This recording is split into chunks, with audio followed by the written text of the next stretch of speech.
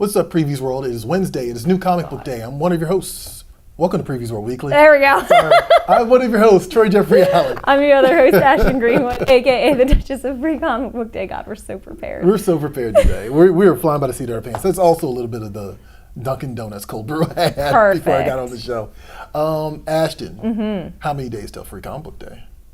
I can't count. Oh, okay, 10. All right. You can't count? You don't know how many fingers I have? I actually just don't know how many fingers humans have. Okay, perfect. So it's a problem we should sort out later. I know, for sure. 10 days. 10 days. 10 days. Last day of double-digit countdown, I know. It's coming in hot.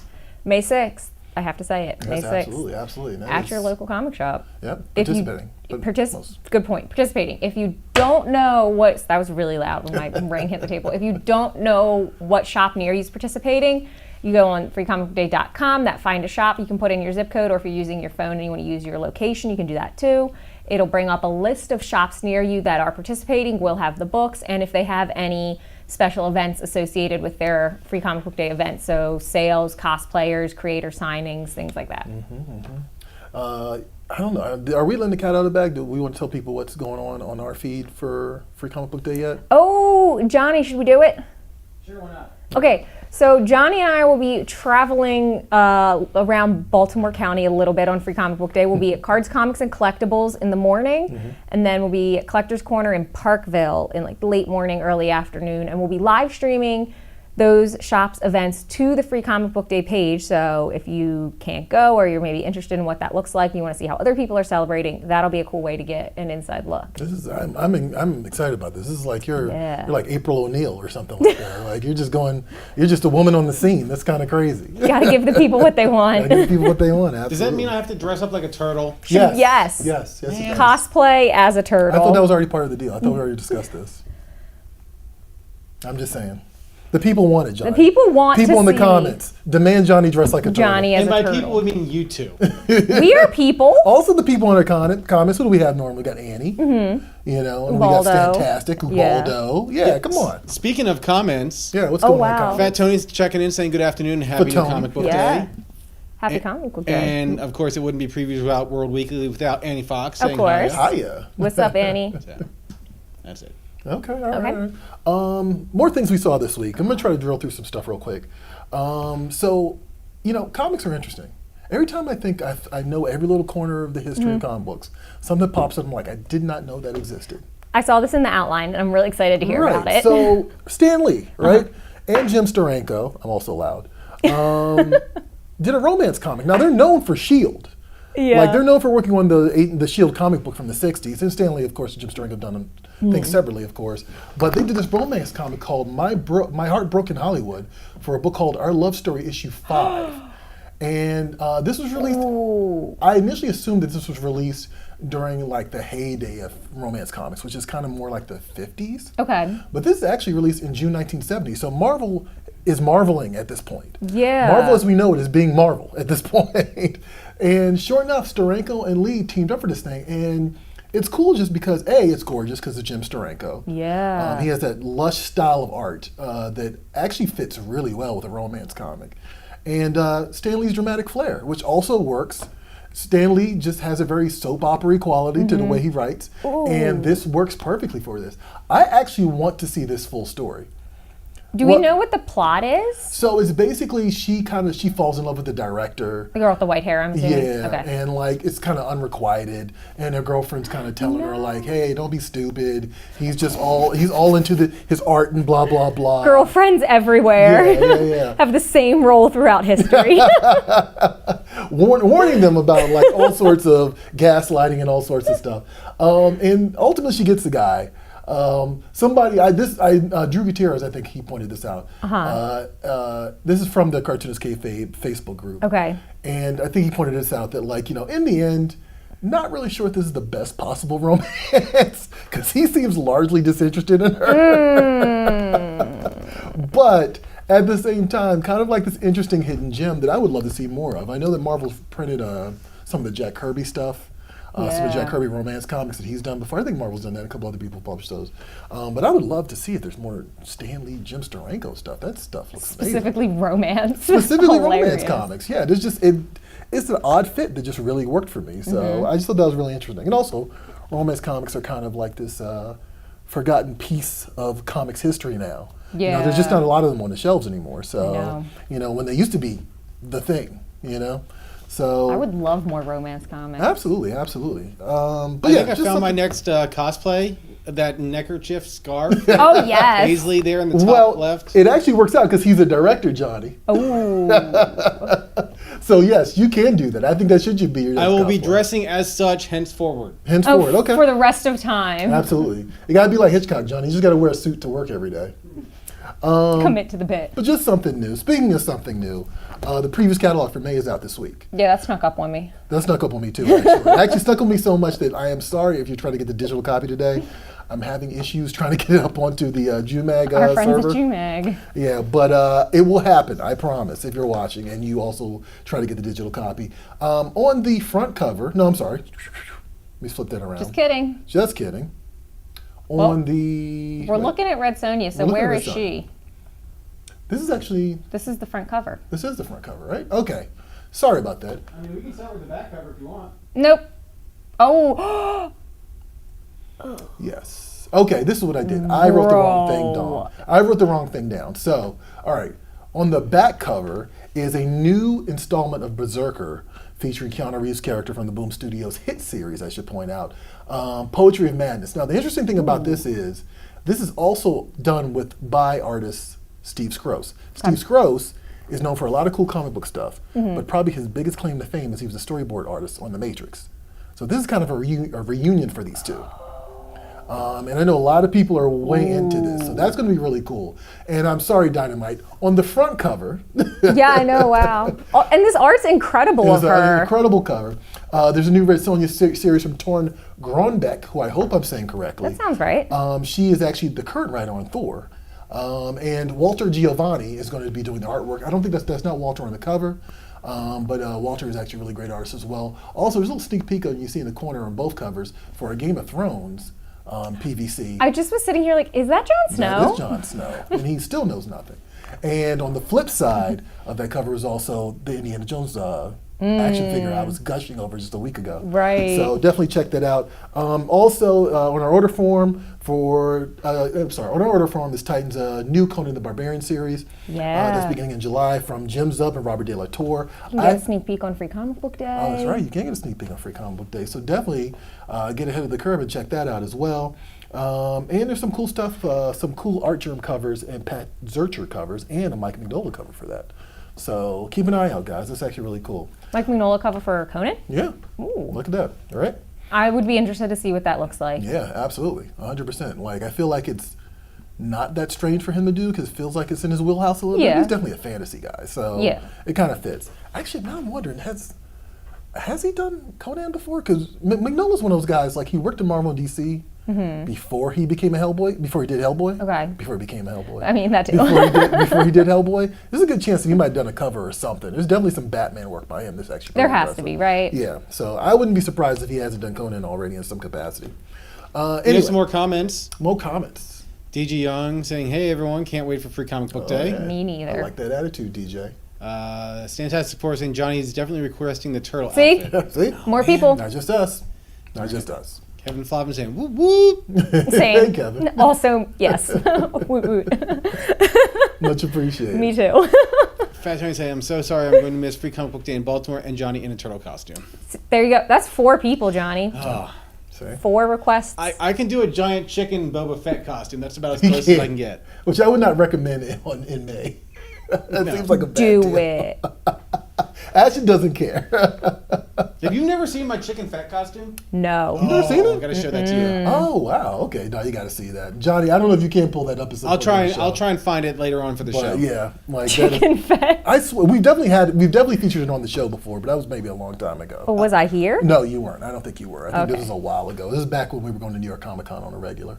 So yeah. Fat Tony's saying Elsa Chartier's Love Everlasting is a great modern romance comic. Actually, you know what? That's a good point. That's also with Tom King. Actually, I completely forgot about that. It's coming out Sold. from Image Comics. And Annie Fox agreeing, more romance. Nice. You know, I also keep getting recommended Lore Olympus every time I say I like romance and slice of life comics. I always get recommended Lore Olympus. Okay. And I feel like I should just do it. Just check it out. Check it out. Yeah, bring it back. I mean, I know Archie's kind of single-handedly holding it down in some capacity. Single-handedly, yeah. Yeah, in some capacity, they're holding it down in terms of like the mainstream, I guess, or whatever you want to call it. That's like their comic main stuff. plot point for sure is the yeah. love triangle, but they always have like their side quests Right, of yeah. like It random turns into werewolves and all sorts of stuff. But yes, absolutely. beefing with Hiram Lodge over like highways and parking lots and stuff like that. Get into the occult and God knows what. But yes, it is the main thrust of some of these Archie stories.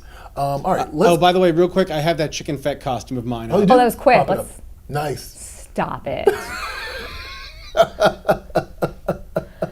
Johnny, you should be so proud of yourself. He is. That is me at New York Comic Con. Oh gosh. Yeah, what year was that? That was like years before I started working for the company. So. But you did wear it one year when we were there, right? Did New you? York? Yeah. No. You didn't? Okay. Maybe Maybe not. I might have Okay. worn it to Baltimore.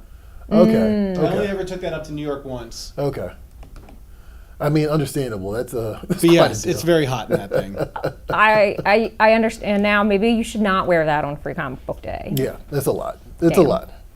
I will settle for a Ninja Turtle T-shirt. How about that? Mask from Party City. Yeah, mask from Party City. Actually, that's also probably playing with fire in May in this area. Stantastic Four saying chicken fat sounds like a BK chicken fries and Star Wars collab. Literally does though. It sounds like just short for chicken fettuccine. So That's also true. Yes. Fettuccine. Did you just get hungry? Is that what that was? Ashton pulled a full Homer Simpson right here. All right, let's get into this week's comics. Let's hope that Ashton finds her chicken fettuccine later. Let's just jump in.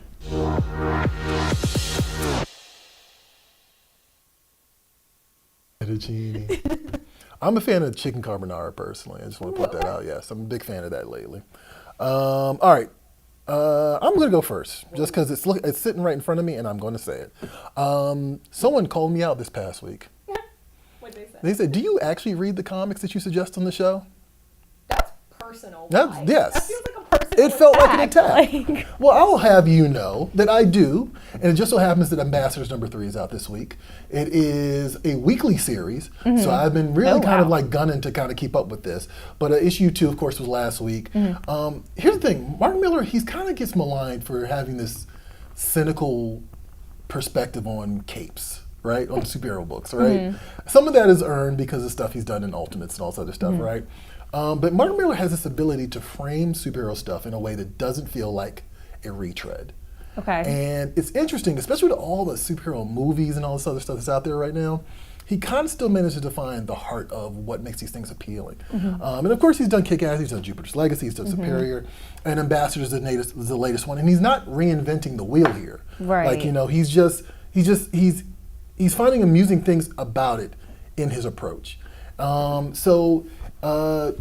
Ambassador #3 is out today. This is a series about a superpower lottery, basically. We've God. met India's superhero. Now it looks like we're going to get France in issue #3. Here's the premise. The world is in a frenzy. Everyone wants superpowers, but only 6 people will be selected as their country's ambassadors in the global competition. Meet the mother and son superhero team from Paris, which is on the cover up there. Okay. You know, he just finds the joy of the genre, and through the characters discovering the genre, if that makes sense. Like, you know, and, you know, through the readers sort of like, oh yeah, this is why I like this stuff. Like, you know, it's a little bit silly, it's a little bit over the top, but there's always still kind of a wow factor to it, even with the more cynical stuff, which I always kind of find interesting. Okay, yeah. So I was actually rereading his Authority, which they're going to make a movie out of soon. And like, there's still an element of that no matter what, even when the characters are all a-holes. Incredible. There's still these great moments where like a character's just sort of like, hey, I'm flying and I'm beating up aliens. This is fun. Like, you know, Having a good time. Yeah, having a good time.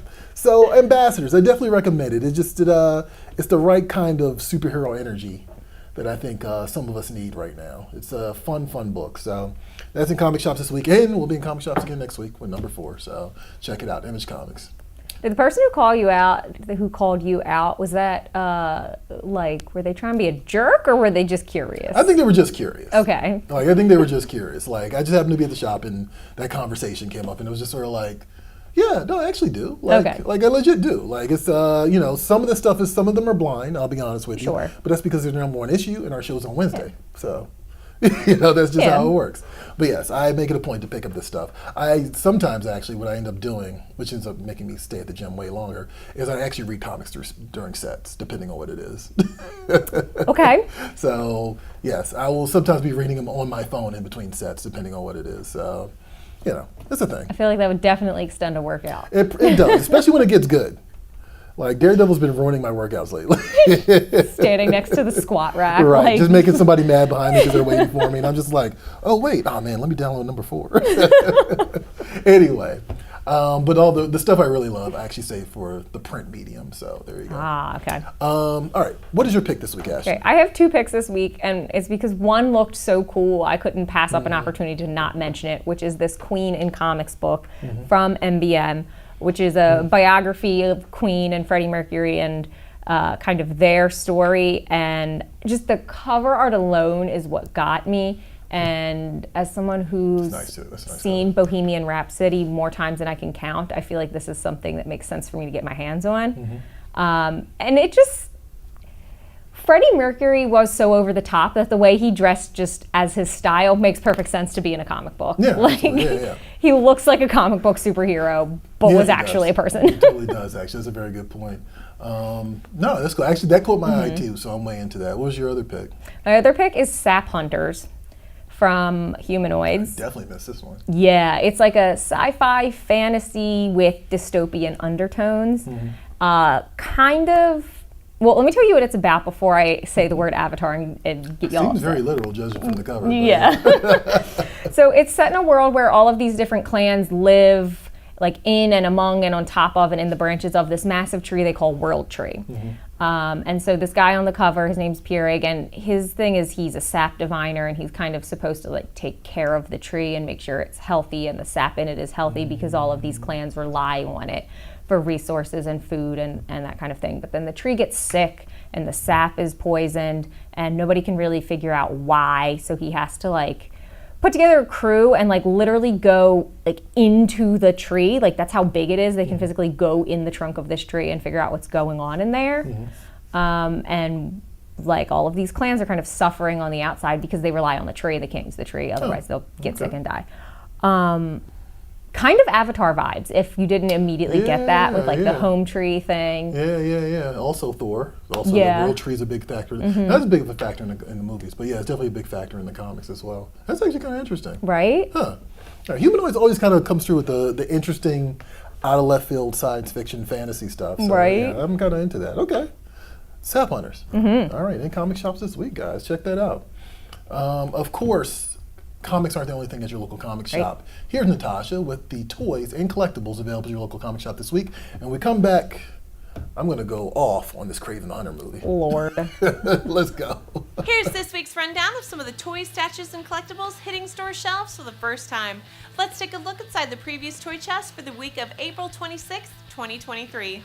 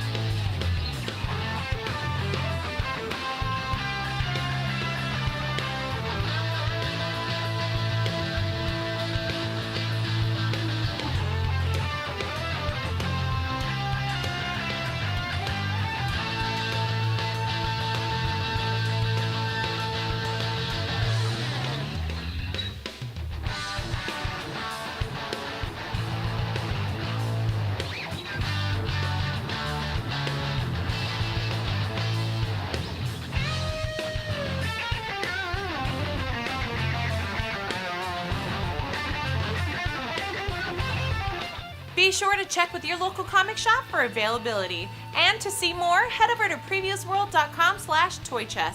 There you'll feast your eyes on more hot new collectibles. Just for the record, Because apparently Johnny and Ashton heard something different. I said I read comics between sets at the gym. Sets. Thank you very much. Okay. But Ashton, who apparently is one of 2 people here that has a dirty mind. Look. Also wanted to give us an update about something we discussed about last week that I removed from my memory. Well, which it's is, back. It's back. Oh, it's back. The Din Djarin and Bo-Katan relationship tag in fan fiction is wilded. I bet. Is not a safe space. It's crazy how many people who are writing Mandalorian fan fiction are obviously fans of the show, but have completely just like thrown away all of Din's, like it's all wildly out of character. Oh, of course. Like this man will not take his helmet off. You would have to kill him first. But he's just naked all the time in Come to fan Bo-Katan, fiction. he's just like, go for it. Remove all of your armor, including the helmet. You see? You know what? I'm going to ask the tough question here. At any point does Din Djarin give birth to Baby Yoda? That's a great question. Because it's going to happen. Not that I saw. Okay. Not that I saw. Okay. Because I know how the fan fiction gets. Oh yeah. Really out of pocket. Very. This is the way. This is the way.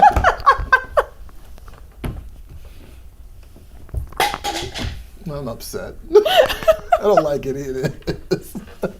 Let's just do news. I don't want to talk about this anymore. I'm turning my chair around. Do the news. Do the news.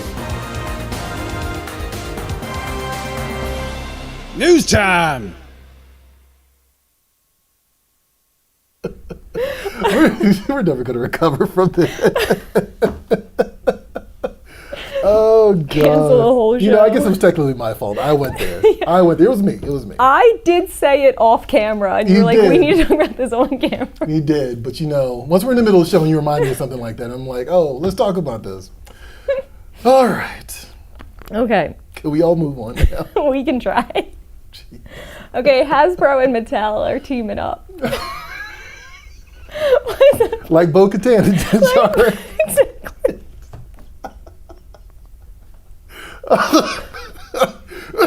I'm sorry. I'm going to stop. Right. I'm going to stop. Okay. Yes. Teaming up in a professional way. Okay. Yes. Okay, so Hasbro and Mattel have signed a multi-year licensing agreement to make crossover co-branded toys and games. So they've decided on these co-branded products to help boost their various brands that are involved in upcoming movies. Okay. So Hasbro will be releasing a Barbie-branded Monopoly game fall of this year, after, of course, the Barbie movie comes out soon-ish, July. Yeah. And then Mattel will be making Transformer-branded Uno games. Oh, okay. And Hot Wheel cars, Transformer that makes Hot sense. Wheel cars, Actually, I'm surprised it hasn't happened before. Right? Huh. Okay. Because there's apparently a new Transformers movie, which I was not aware of at all. Yeah. It's Rise of the Beasts. right. Yeah. Which I guess is an extension of the Bumblebee movie now, not the Michael Bay ones, I guess. Oh. I'm not sure. I'm not sure, but I know it's gotta be going into like the Beast Wars cartoon. Oh yeah, for sure. Okay. Yeah. Hot Wheels cars make perfect sense. Make perfect sense. I'm really surprised that's never happened before. Right? That's really interesting. Okay. No, I'm into it. All right. Fair enough. I mean, I know that this is kind of one of those things where it's like Marvel and DC doing a crossover. Yeah. You know what I mean? It's just like it's kind of unprecedented, so it's kind of a big deal in the toy world. So we shall see what happens. I'd play the heck out of a Barbie Monopoly game. I want to know, oh my God, yeah, can yeah. you see my makeup? She's tearing up. Johnny, can we get some tissue or something for Ashton? She was tearing up. Oh, geez. Thanks, I think. we definitely probably went as far as we possibly could in that little bit about Din Djarin and Bo-Katan. Amazing. I want to know what would be Boardwalk and Park Place on a Barbie Monopoly board. Oh, that's cool. One of them's gonna be the Barbie Dream House. Yeah. Oh, Yeah. you're right. Yep. Gotta be. Makes sense. God, yeah. What else does Mattel have? They have He-Man. Yep. And what else? We definitely talked about Barbie. Mm-hmm. And we know that Hasbro has G.I. Joe, Transformers. They don't have Ninja Turtles. No, Playmates has Ninja Turtles. Yeah. But there's like a lot of room there for like all sorts of stuff. G.I. Joe. Yeah. G.I. Joe's Hasbro? Yeah. Whoa. I used to make my brother's G.I. Joes date my Barbies. I didn't realize. Were It was they- a crossover It was before. a crossover. You were ahead of your time. You were ahead of your time. Like, it makes me wonder, like, so wait, hold on. Your brother didn't have like the old school G.I. Joes, right? They had the little guys. So they were the short kings in, Yeah, oh, in I the see Barbie what you're world, right? Is that what they were? To use modern kings. parlance, they were the short king in your Barbie world. He had a couple that were like, oh, do you know what? It might have been a Toy Soldiers action figure. He was like real beefy. Oh, okay, all right. Yeah, might not have been a G.I. like actually Joe. from the movie Toy Soldiers. Yeah. Okay, yeah. They were a little bit bigger. Right. Hilarious though. Either way. Troy, the one thing I want to see is, you know how a couple years ago there was a Transformers version of the DeLorean from Back to the Future? Yes. I want a Transformers version of like a Barbie van or something. Oh, you know what? That'd be amazing. I'm actually into that. They should do it. The Barbie Jeep. The Barbie Jeep, right? Yeah. I'm into that actually. Barbie Jeep as a As Transformer. a Transformer, that's a good idea actually. I really like that. If you guys don't do that, there's a problem. I think that needs to happen. Serving Absolutely. ideas here. Also, maybe Barbie can join the G.I. Joes for a little bit. She's a toughie. You know, maybe. I mean, she's been in the game for a while. So I'm just saying. she She's has done longevity. every other job. She's done every other job, so why the hell not?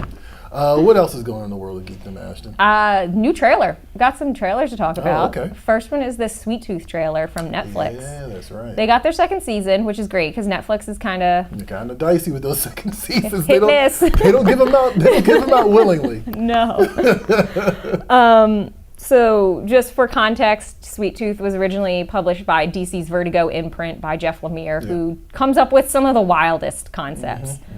Did you catch this, and what were your thoughts? I did not watch the first season actually. This one kind of slipped by me. Oh, me neither. But I mean, the trailer looked cool. The It did look trailer cool. convinced me to go back. That I should go back and watch this. Yeah, absolutely. No, It was a really good show. It was. Yeah, my wife, who's not usually into these kinds of shows, like really liked it. So Okay. it's- I know. It's also produced by Robert Downey Jr., right? Is it really? Okay. Do you guys? I'm not sure if this was supposed to be an Easter egg at the end, or if I'm just doing too much. But the last line of the trailer is, "That boy may be our only hope." Right. Is that a reference or not? Right. Exactly. Okay. No, I'm into that. No, I did the first season definitely passed me, but there was like 18 things coming out at the time. And wasn't it like right before the pandemic? Because it's been a good minute since the first season. So yeah, no, but it's cool that it's getting a second season. I always love to see, we get all these comic book adaptations all the time. They're all like Marvel, DC, Marvel, DC, Marvel, DC. Yeah. It's nice to see the independent guys also getting love and like getting into the mainstream with their properties. So that's always great. You said we had another trailer, which was. Flash. Oh, okay. All right, we're moving it up. You did say we were going to move it up. That's right. Okay. Yeah. I think it makes sense to talk about the trailers at the same time, but that's just me. I get that. I understand that. No, I'm way into this new trailer. Way more than I thought I would be, actually. Like, this is kind of winning me over. And I know people are having issues with Ezra, your boy Ezra. Jail. Right? Right. And like I think we all can agree jail or some sort of therapy or something like that, maybe not just jail. I appreciate them showing where the hell the Batwing comes from in the Michael Keaton universe, because as someone who watches these movies and has seen them so many times and starts to overthink them the more you see them, you kind of have to go, where the hell did he keep the Batwing? Like, seriously. Like, the cave's not that big. So it's kind of cool to see the sin from the ceiling. I'm way into this. I'm also into, I didn't realize that Ben Affleck's Batman was going to factor as much into this story as the trailer seemed to have him factoring into it. And I'm kind of way into that. I'm actually a fan of Ben Affleck's Batman. I think that he was misused in the previous film, but I think he's a great choice for Batman. And also, I think some of his scenes are actually some of the better stuff from the Snyderverse. But yeah, it's interesting. I mean, they're definitely playing in the Snyderverse Sandlot. And we're getting, is it Kara Zor-El? I can't remember her name exactly. Yeah, I believe so. All right. Who is Superwoman, not Supergirl. Which is actually, I think, a character from the early 2000s, if I remember correctly. I remember her debuting very briefly. The costume reminds me of the Superwoman from the early 2000s. But I don't know. You said it's winning you over a little bit? It is. I was honestly a little bummed not to see Henry Cavill in there. Like, you're gonna put Batfleck Right, in yeah. there, but you're not gonna put in Henry Cavill's Superman. Right. Like, I definitely missed him, and I was waiting for him to appear in this trailer, and he didn't, which I was kind of like about. Yeah. It would have, I don't know. I thought it would have made sense. I also just want to see Henry Cavill, but I mean, yes, I would see this movie despite Ezra Miller's presence in it. It was a great trailer. It did trailer. exactly what a trailer is meant to do. It told me a little bit about the movie without giving it away, because that seems to be a problem with trailers lately. 100%, yeah. And it just was hype, and it was flashy, Yeah. which is what I want to see in a pun intended. superhero movie. Right. I mean, I'm always appreciative of good reasons for characters to meet each other and kind of team up. And I like that, okay, the Flash lost his parents, and then he goes to Bruce Wayne, and Bruce Wayne's like, Right. I'll help you. Yeah. Like, you know, of course I'll help you. Orphans unite. Yeah, right, exactly. So I also really appreciated that. So that's really cool. One thing I have to say about this is that if you look closely in this, they have the old Batman outfit from like the 70s where like Joe Kubert was drawing it. It's like the gray body with the bluish cowl. Oh, yeah, they So do. second from the left over there. Yeah. So I love the fact that they're actually showcasing some of like the past bat suits Yeah. that haven't 100%. been in the actual cinematic universe, but were actually nods to what the costumes were in the comics. Yeah. It's a lot of Batman, though. It is a lot of Batman. Would This be is true. my only critique. A lot of Batman content. A lot of Batman content. I agree with you. I definitely wonder, you know, it's interesting because we're in this phase now where the multiverse is becoming kind of like common language with people now. Yeah. And it was kind of really much a sci-fi nerd thing. Like, you know what I mean? A comic book, sci-fi novel, sci-fi TV show. Like, if you watch Doctor Who, Right. the multiverse made sense. The Mirrorverse from Star Trek. Then it made, if you were that person, it made sense to you. And now it's becoming so common that, like, I'm seeing in, you know, I mean, look, Everything Everywhere All at Once, and there's been a couple of TV shows that have been referencing multiverses and just as just part of plot points now. And so it's kind of interesting to me to see that I almost want to say like the mainstream audience is kind of catching up to the nerds. Yes. You know what I mean? I just For think sure. I think that's just really fascinating that like these things have become mainstream in that aspect. You know, it's more interesting than anything. Well, let me ask you this. Do you feel like you're getting a little bit of multiverse? Are you getting kind of tired of that because it is like becoming so prevalent in so many different storylines between like the MCU and the DC films and all that? Am I getting multiversal madness? Are you getting like multiverse sickness? Are you getting like Go home. like multiverse fatigue? Like a lot of people talk about superhero fatigue. Are you getting multiverse fatigue because of like how it's like being sprinkled into a lot of these like superhero projects right now? You know, it's weird because the multiverse was really DC's thing. Right. Like that's the thing that kind of made DC different from Marvel for a very long time. So it's kind of weird that Marvel kind of beat DC to the punch. So I think that the Flash coming out now is kind of almost like comeuppance for DC. Yeah. You know, it's sort of like, okay, like they beat us to the punch, but this is our thing, so we're going to do our version of it. I also think that, you know, the Snyderverse had its moments, it had its time. Yeah. And I would prefer that instead of them just chopping it off and acting like it never happened, if they can find a way to segue out of that into something else, into the James Gunn stuff, and which I really think that's what this is, then go for it. I think that's great. I mean, eventually I'll get sick of it if everybody's doing it. Everything Everywhere All at Once was a great movie. It was way better than the Doctor Strange movie, which was kind of a shock. But yeah, after a while, I'm sure it'll get tired. But for now, I'm like, oh, okay, cool, whatever. We'll see. I think it's fine. I'm having fun with it because like it hasn't always been a part of the superhero structure, right? Like you talk about superhero fatigue. You could go back to like the early 2000s with the Spider-Man movies if you wanted. Although I would say 2008 with the first Iron Man is probably like the beginning of that. So this era for sure. Yeah. So, but they haven't been doing multiverses that long. No. So superhero fatigue and I think multiverse fatigue aren't holding hands at this point in time. Well, I mean, but also just it does go beyond superheroes. Like there was a Netflix show that I just saw recently where they referenced the multiverse. Russian Dolls. Oh, I haven't seen it. Russian Dolls did that a little bit too, which was sort of like, and I did have that moment where I was like, didn't we say everything we need to say in the first season? I don't think we need to start going to split universes now. Like, you know what I mean? But I love that show. But it's and there was another show on top of that did the same thing. I was like, okay, whatever. But Hollywood's going to Hollywood. That's the other part of it too. It's like, for a while it was all magical. It was all YA movies. Yes. YA novel movies. Like, you know what I mean? Superheroes have yes. been a thing for a while now. Like, at one point it was all about pirates. Yep, we did We did vampires. vampires, like, so now multiverse is the thing, I guess. It's just okay. monkey see, monkey do around there. That's just the nature of the beast. Kevin does have a good term calling it multiverse malaise. Oh, love that. I actually like that. I accept. All right, we've gone on a lot of tangents. So let's jump into this week's trailer. Are we skipping the You don't want to rant? Magic the Gathering? The Magic the Oh, Or the other okay, movie. that's right. You're absolutely right about that, actually. I jumped over a bunch of news. And we also forgot about the other thing, Yeah. the Kraven the Hunter thing. All right, so which one is first, actually? I'm not even sure. Does it matter? Doesn't matter. I think that's also true. Okay, so I have Kraven as first. All right, Okay. long story short, the Kraven the Hunter's getting an R rating, right? Correct. Which I just, who cares? Like, I guess that's really my big takeaway from this. Incredible. Like, I just, like, between Morbius and the last Venom Oh, movie. Jesus. Right, and I mean, the first Venom movie was surprisingly well done. I wouldn't say it was great or anything Was like that. Morbius an R-rated movie? There's no way. No, I don't think it was. I don't think Okay. it was. But Sony's doing this thing where they need to tell Spider-Man stories without Spider-Man For some inexplicable reason. for some inexplicable reason. And Spider-Man villains, not all of them anyway, are like Batman villains. Like, you really can't really do that all the time. And I'm just realizing that's probably where they got this idea from. Great. I just realized that.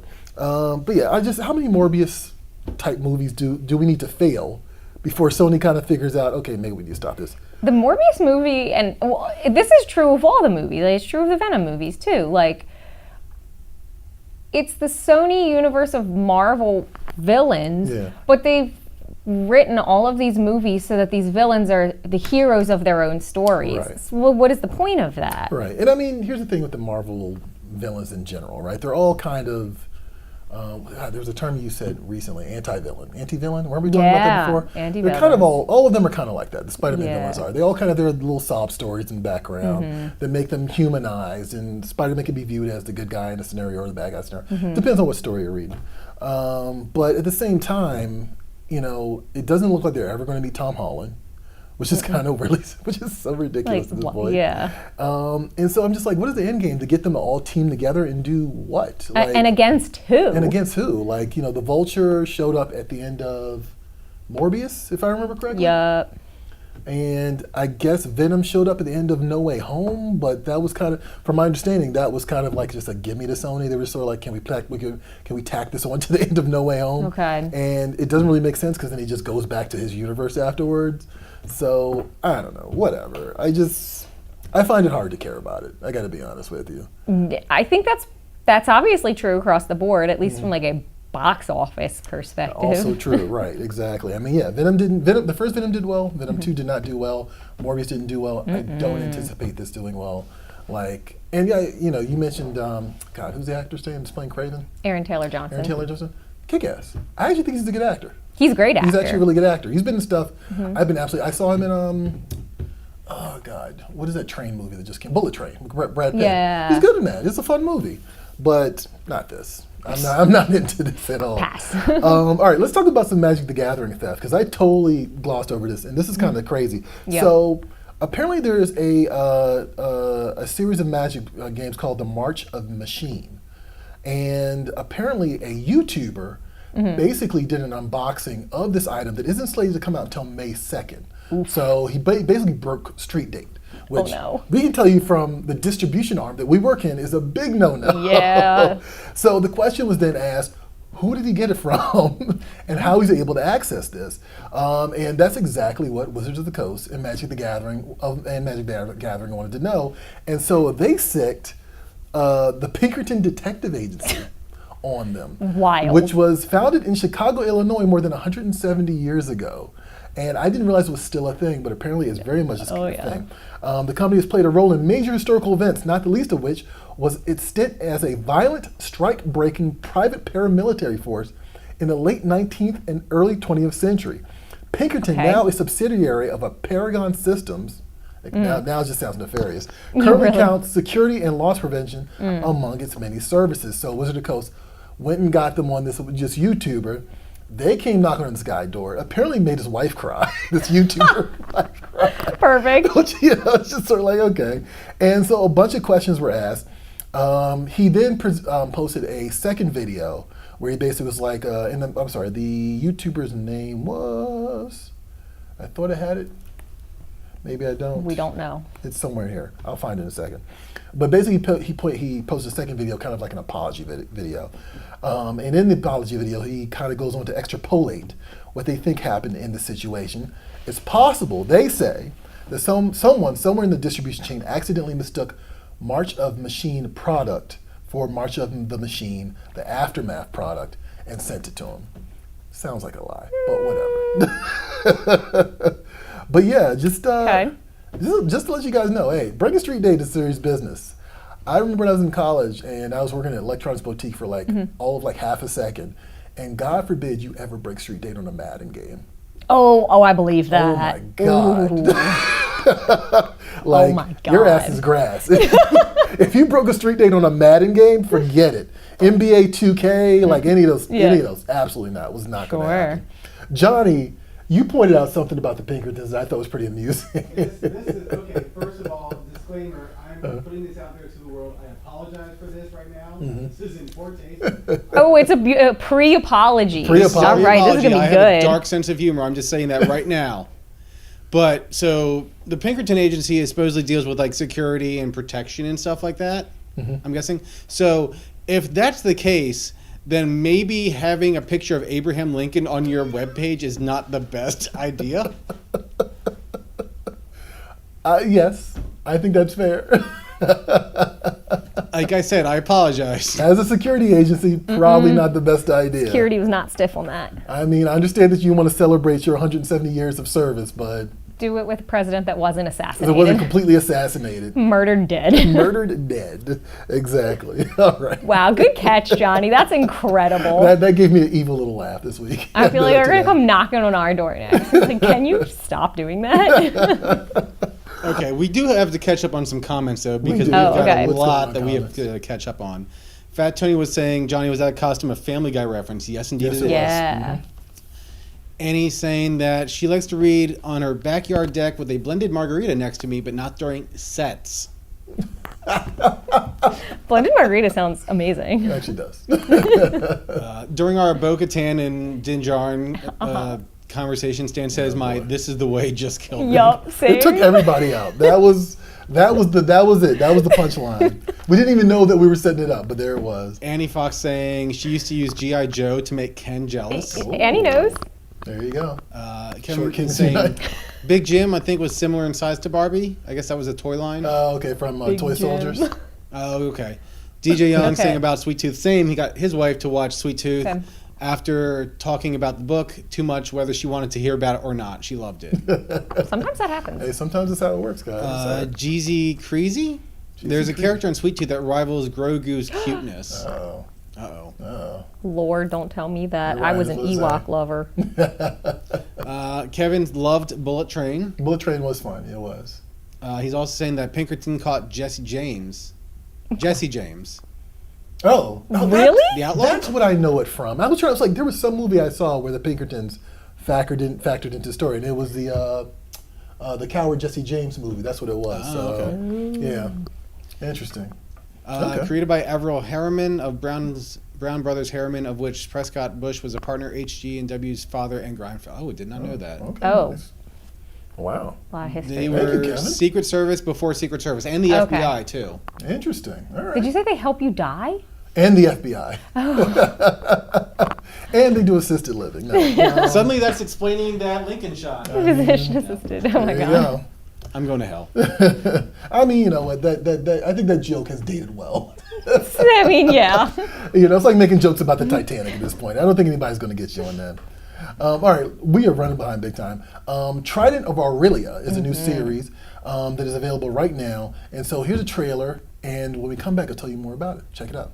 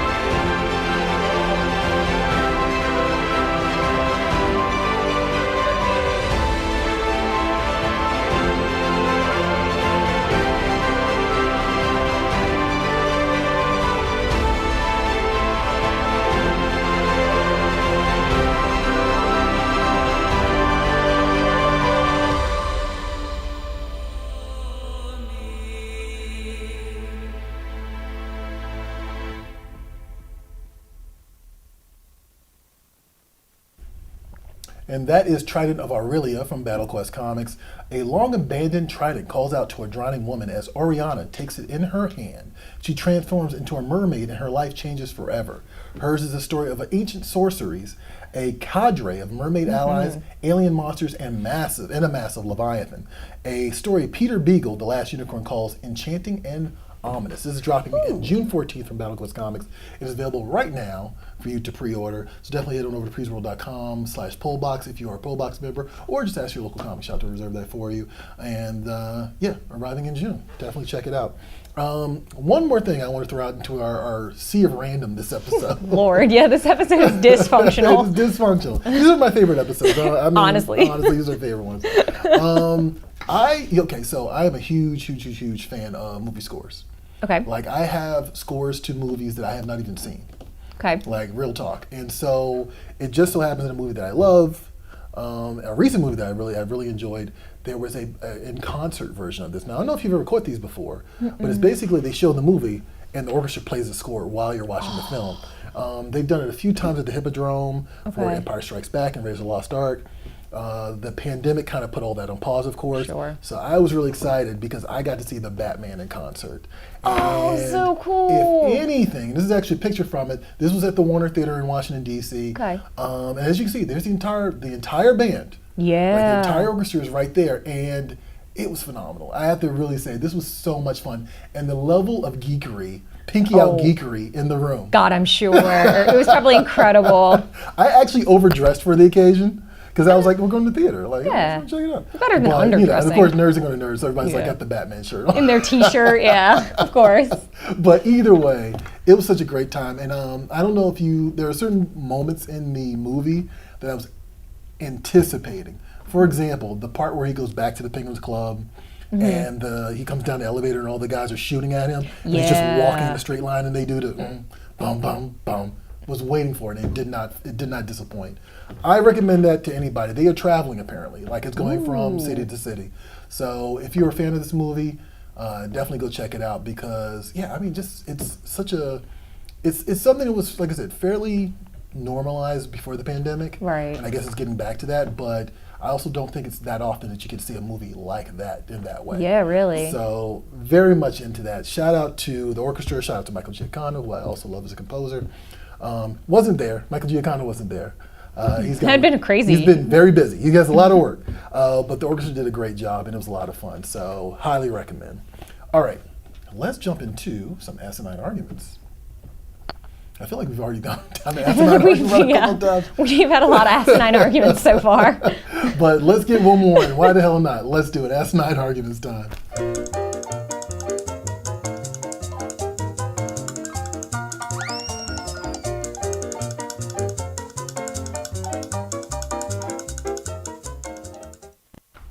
I think it's important to point out this is one of the more serious Okay.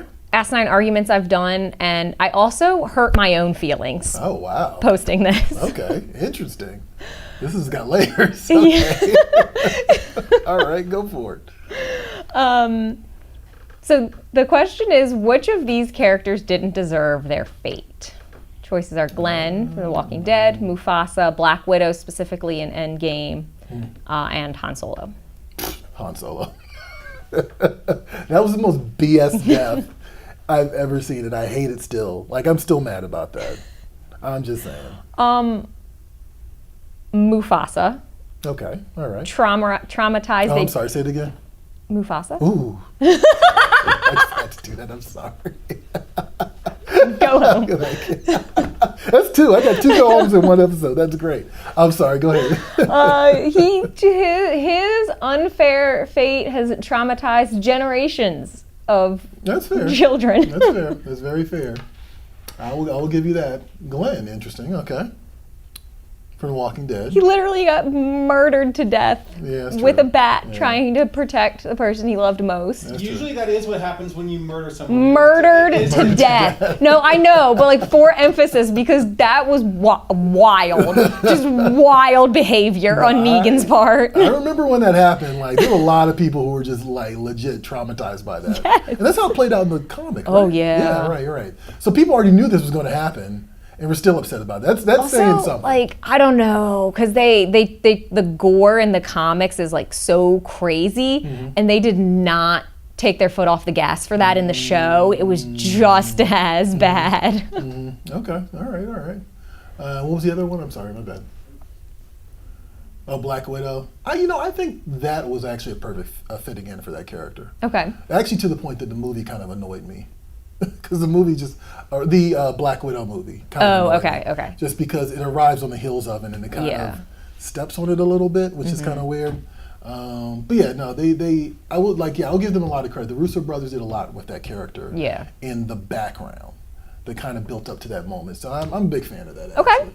I'm a fan of an earned death. I always appreciate when the characters earn their death, and it's whether it's comeuppance for a villain or if it's a hero that just kind of like has served their purpose and either just right onto the sunset. I'm into it. Hero's Han death. Solo did not deserve any of that. No, he didn't. Not a single ounce of that.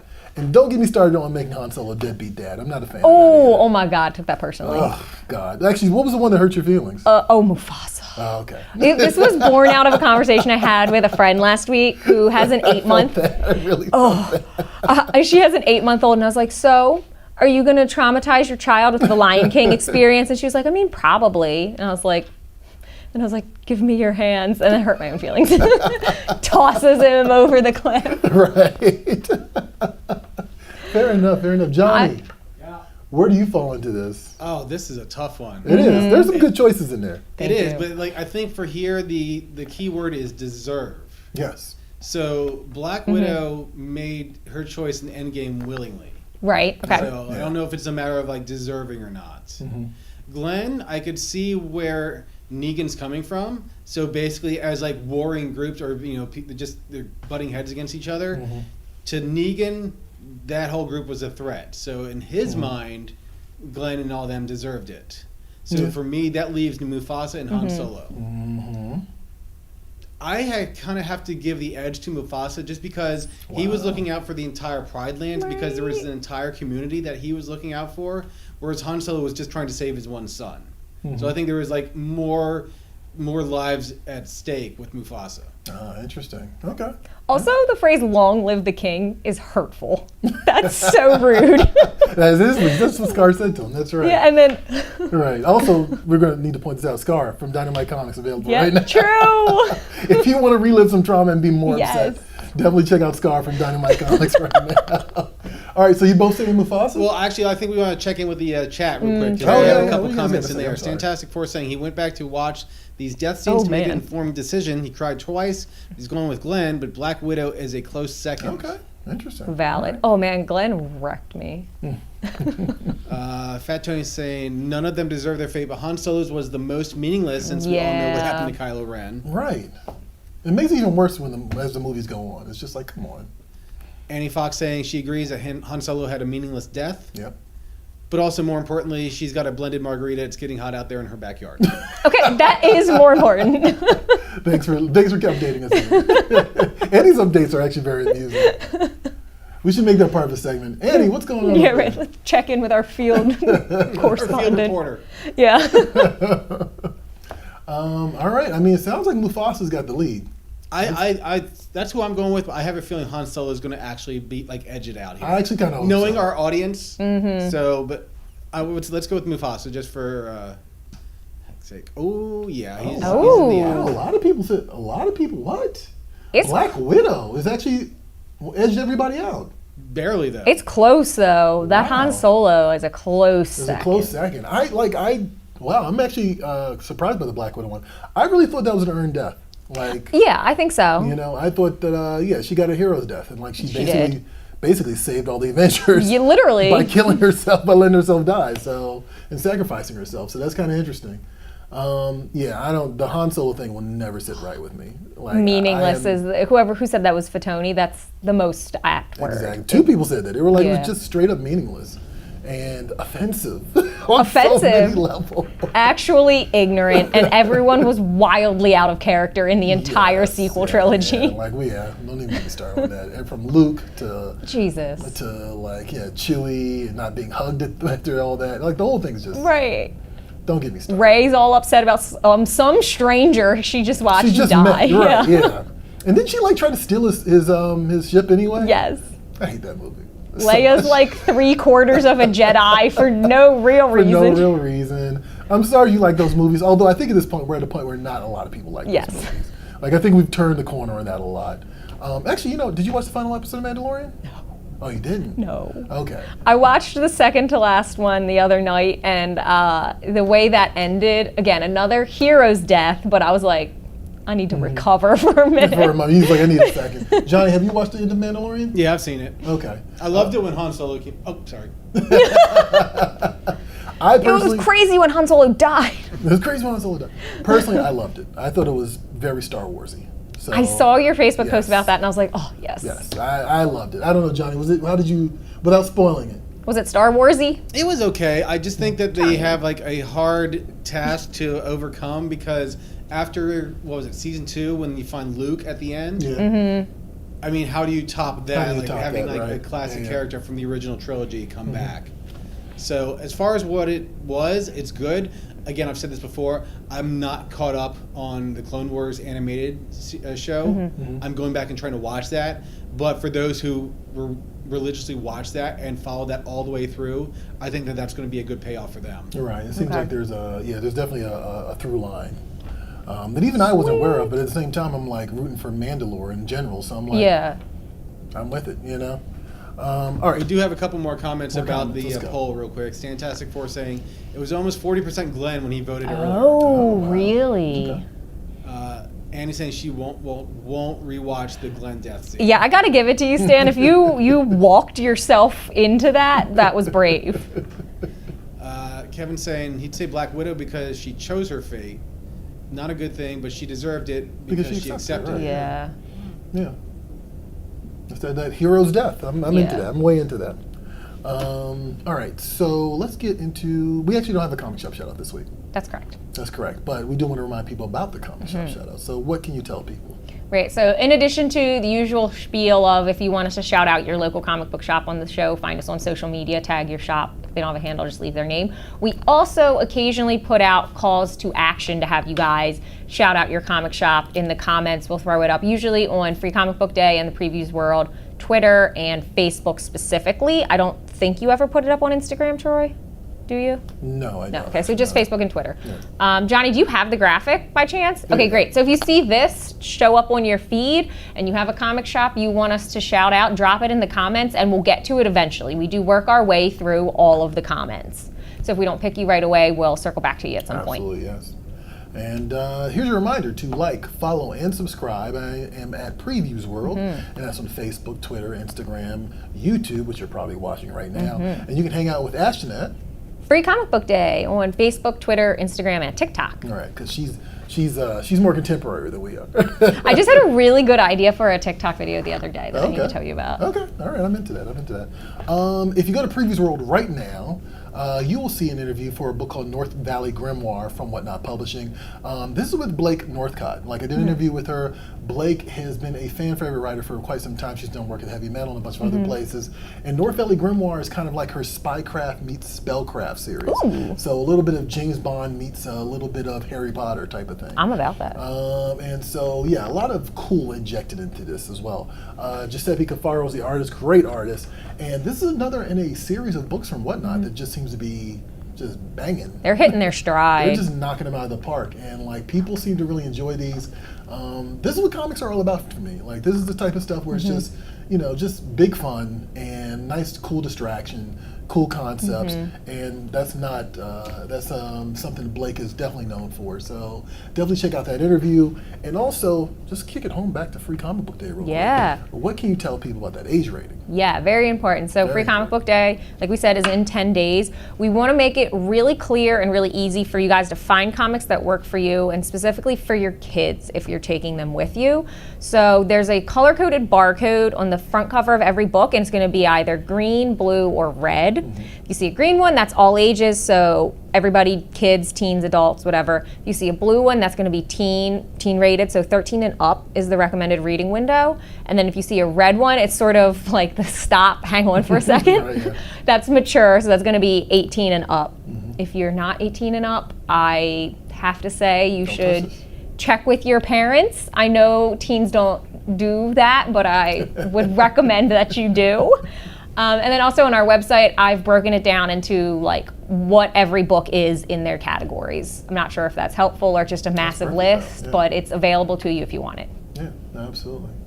I kind of did a bad thing this weekend. So, just speaking of this, I donated a bunch of free comic book day titles to a local store Okay.